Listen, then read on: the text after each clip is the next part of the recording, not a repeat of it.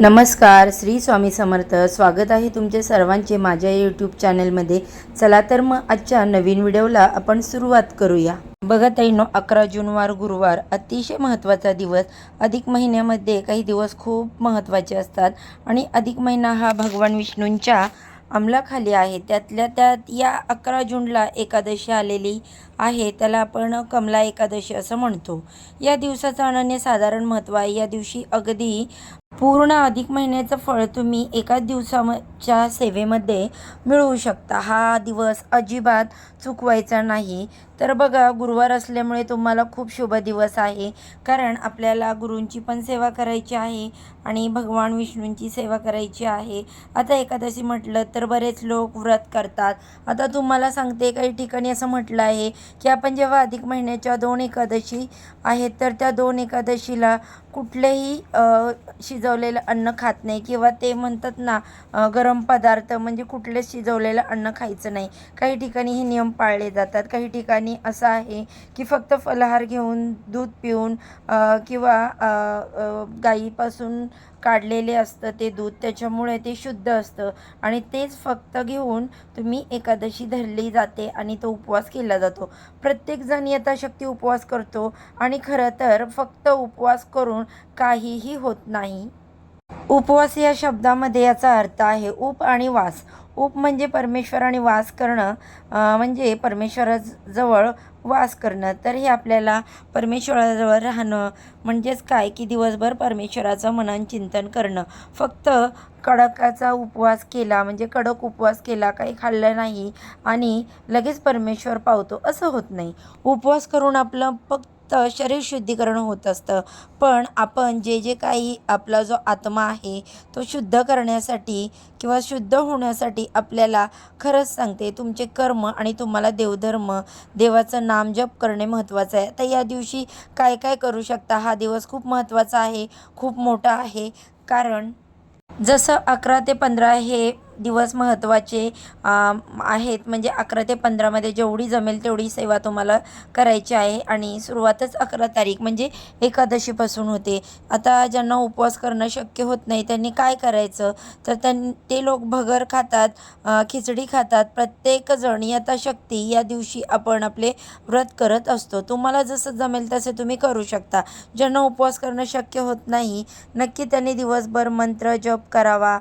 तर आणि एकादशीला आपण भातसुद्धा खात नाही. मग तेवढे काही नियम आहेत की कांदा लसूण खाऊ नये किंवा भाताचं सेवन करू नये, एवढं आपण पाळू शकतो. जेवढं होईल तेवढं पाळण्याचा प्रयत्न मात्र नक्की करा. आता सेवेकडे वळूया. सेवा काय करायची? भगवान विष्णूंची मूर्ती असेल, बाळकृष्णांची मूर्ती असेल तर त्यावर अभिषेक करायचा. ओम नमो भगवते वासुदेवाय नमः या मंत्राचा 108 वेळा जप करायचा आहे. ओम नमो भगवते वासुदेवाय नमः म्हणताना पाणी अर्पण करायचं. या पद्धतीने तुम्ही बाळकृष्णांच्या मूर्तीवर अभिषेक करू शकता. तसेच बालाजींची मूर्ती असेल, भगवान विष्णूंची मूर्ती असेल, त्याच्यावर सुद्धा अभिषेक करू शकता. अभिषेक करून झाल्यावर मूर्ती तामणातून काढायची, साईडला ठेवायची, फुलं अर्पण करू शकता. गोडाचा नैवेद्य किंवा साखरेचा नैवेद्य दाखवलं तरी चालेल. हे करून झाल्यावर नक्कीच तुम्ही संक्षिप्त श्रीमद भगवत ग्रंथाचं पारायण करावे. आता बऱ्याच वेळा बघा असा प्रश्न येतो की एकाच बैठकीत हे पारायण करायचं का, किंवा हे करावं लागतं का? तर लहान बाळ आहे, अर्धा अर्धा अध्याय पठण करू शकतो. आता बघा, खरं तर संक्षिप्त भागवत ग्रंथ हा एकाच बैठकीत करावा, कारण पितरांची सेवा करण्यासाठी सुद्धा हा महत्त्वाचा दिवस आहे. आणि अधिक महिन्यात पितरांची सेवासुद्धा आपल्याकडून जेवढी झाली आपण तेवढी त्यांच्या चरणी रुजू केलेली आहे. आणि अधिक महिन्यामध्ये बघा, प्रत्येक एकादशीला जेव्हा संक्षिप्त श्रीमद भागवत ग्रंथाचे पारायण तुमच्या घरात होतं, तेव्हा कितीही प्रकार पितृदोष असेल तर तो सुद्धा त्याच्यापासून तुम्हाला मुक्ती मिळते, मार्ग मिळतो आणि मुक्ती आणि तृप्ती नक्कीच मिळते. आता संक्षिप्त श्रीमद भागवत ग्रंथाचे पठण करायचं आहे तर एका बैठकीत नाहीच करू शकत, तर काय करायचं, तर तुम्ही थोड्या थोड्या गॅपने म्हणजे सकाळी थोडे अध्याय, दुपारी थोडे अध्याय, संध्याकाळी थोडे अध्याय या पद्धतीने करू शकता जर तुमची इच्छा असेल तर. कारण आपण सेवा करतो ना, हे महत्त्वाचं आहे. सांसारिक जबाबदाऱ्या असतात, अडचणी सगळं पार पाडून आपल्याला एकाच बैठकीत करा असं नाही म्हणणार. तुम्ही करताय ना, हे महत्त्वाचं आहे. मग तुम्ही 2 टप्प्यामध्ये वाचू शकता किंवा 3 टप्प्यामध्ये पण तुम्ही वाचू शकता. थोडक्यात काय, पूर्ण दिवसभरामध्ये तुम्ही पारायण करण्याचा प्रयत्न करा. संक्षिप्त श्रीमद भगवत ग्रंथ जो आहे, त्याचबरोबर गीतेचा 15वा अध्याय रोज पठण केला आहे.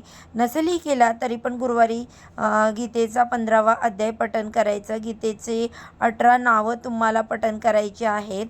पुरुषोत्तम तुम्ही प्राकृतमध्ये म्हणत असाल, संस्कृतमध्ये म्हणत असाल, ते तुम्ही म्हणू शकता. ओम नमो भगवते वासुदेवाय नमः या मंत्राचा जेवढ्या जास्त वेळा तुम्हाला जप करता येईल, जितकी वेळा करता येईल, तर 1 माळ केली तर अतिउत्तम, तेवढ्याच जास्त माळा केल्या तरी उत्तम.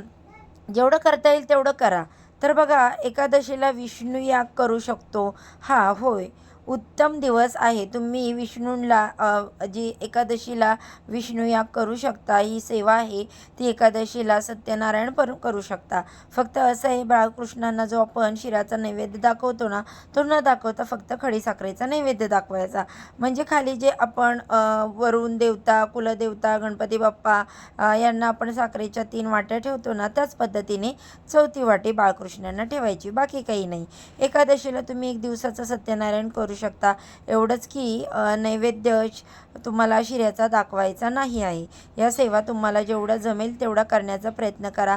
या दिवशी केलेली कुठलीही सेवा याचं 100 पटीने तुम्हाला फळ मिळणार आहे. कारण अधिक मास चे हे जे 5 दिवस आहेत, त्या एकादशी अशी महत्त्वाची आहे की खूप एवढी जरी सेवा केली तरी तुम्हाला एवढं फळ मिळेलच. नक्कीच तुम्हाला या सेवेचे फायदे होणार आहेत. आता महिनाभरात आपण जे काही केलेलं आहे, जे काही स्तुती स्तोत्र आहे, ते आपण दररोज वाचलं नसेल तर या एकादशीला दक्षिण दिशेला तोंड करून देवाची पूजा करण्याच्या आधी सकाळी उठून सूर्याला अर्घ्य दिल्यावर लगेच पितरांचं आसन वेगळं असतं. तर देवांच्या आसनात, आता आसन म्हणजे काय असा तुम्हाला प्रश्न पडेल. जेव्हा पण आपण कोणती पूजा करत असतो तेव्हा जमिनीवर बसत नाही, काहीतरी अंतरतो ना, तर तिथे आपण आसन टाकतो. मग पितरांचं आसन आणि देवाचं आसन वेगळं असतं. मग पितरांचं जे आसन घ्यावं तर तिथे तुम्ही छानपैकी बसू शकता. त्यानंतर दक्षिण दिशेला तोंड करून पितृस्तुती स्तोत्र त्यानंतर पठण करू शकता.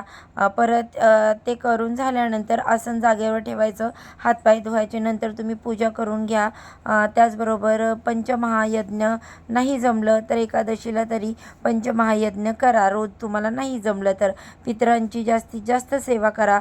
तुम्ही पितरांना जर तुम्हाला बघा, आता अजून या पितरांची सेवा करण्याचे बरेच काही दिवस बाकी आहेत, पण जेवढे जमेल ना तेवढं करण्याचा प्रयत्न करा. नक्कीच तुम्हाला याचा फायदा होणार आहे. आणि बाळकृष्णांची, भगवान विष्णूंची सेवा ही 1 दिवसीय आहे.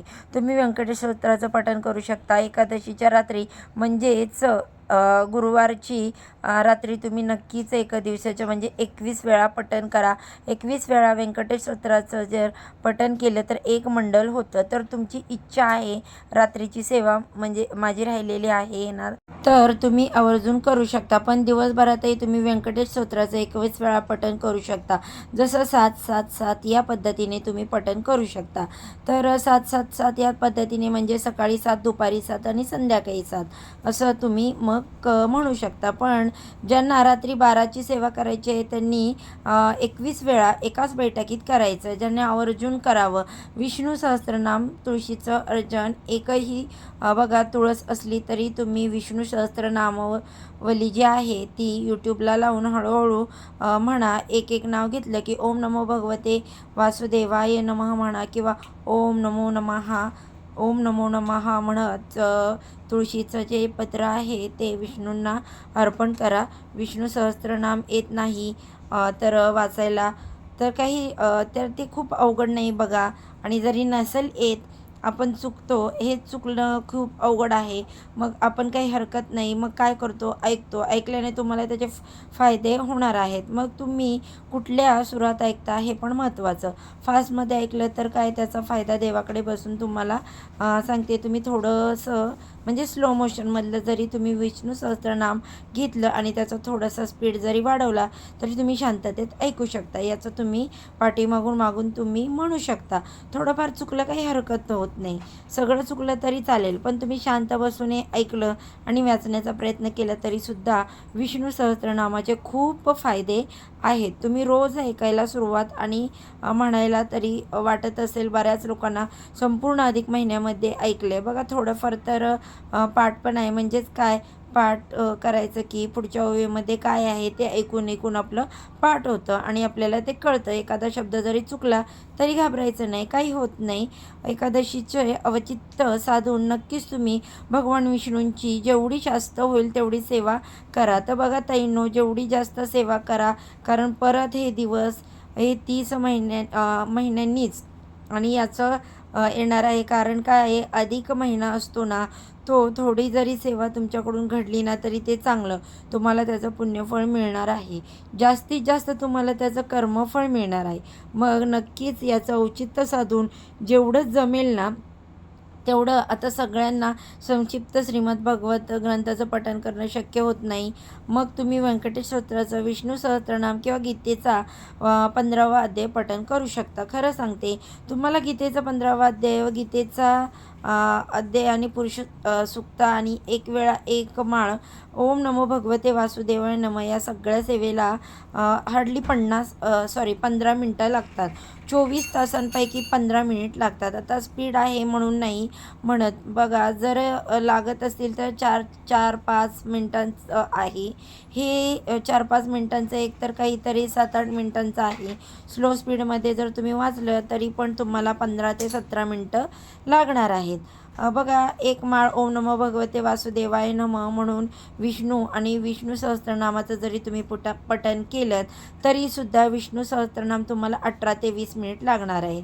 स्लो स्पीडमध्ये झालं म्हणजे अर्धा तास, तर तुमचे अर्धा तास ते पाऊण तासमध्ये व्यंकटेश स्तोत्राचं 21 मिनिट लागतात. त्याचं पठण आहे. त्याच्यासाठी चांगले मन बघा सांगा 24 तासांमध्ये 1 तास निवांत बसून शांत बसून तुम्ही सेवा केली तरी पण चांगलं फळ मिळेल. आणि सत्यनारायण करायची इच्छा आहे तुम्हाला, विष्णू याग करायची इच्छा आहे, दिवसभरात कधी पण करा, कोणीही करू शकता. समजा मुलीने जर विष्णू याग केलं तर आईने दुसरी सेवा करा, सामूहिक सेवा करा. एकीनेच सगळं करा असं नाही म्हणत मी. सामूहिक सेवा करा आणि खूप छान आहे हे. काय करून मिळालं तर तो मनाला आनंद मिळतो, खूप समाधान वाटतं. आपल्यातही विचार करण्याची क्षमता बदलते. निगेटिव्ह विचार जे आहेत ते आपण करत नाही, चांगला विचार होतो. चला मग एवढं झालं आहे ना, तर एवढी सेवा करून काहीतरी चांगलं घडेल आणि याच्याच आशेने आयुष्यात सगळं चांगलं घडत असतं. तर बघा ताईंनो, मग उद्याचा परवाचा दिवस खूप महत्त्वाचा आहे. सेवा मात्र चुकवायची नाही. जेवढी जमेल तेवढी दिवसभरात तुम्ही सेवा करू शकता. विष्णूंची सेवा तुम्ही 12 ते 12:30मध्ये करू शकता, हरकत नाही. तुम्हाला जर वेळ असेल, मुलं शाळेत गेल्यावर तुम्ही तेव्हाही सेवा करू शकता. दिवसभरात कधीही तुम्ही विष्णूंची सेवा करा, तुळशीचं अर्चन करा. या सेवा सांगितल्या ना तर त्या तुम्ही नक्कीच करू शकता. तर बघा झालेली सेवा स्वामी महाराजांच्या चरणी अर्पण करते आणि आजच्या व्हिडिओचा इथे सेंड करते. व्हिडिओ जर आवडला तर जाता जाता नक्की एक लाईक करा. सर्वांना श्री स्वामी समर्थ. ओम नमो भगवते वासुदेवाय नमः.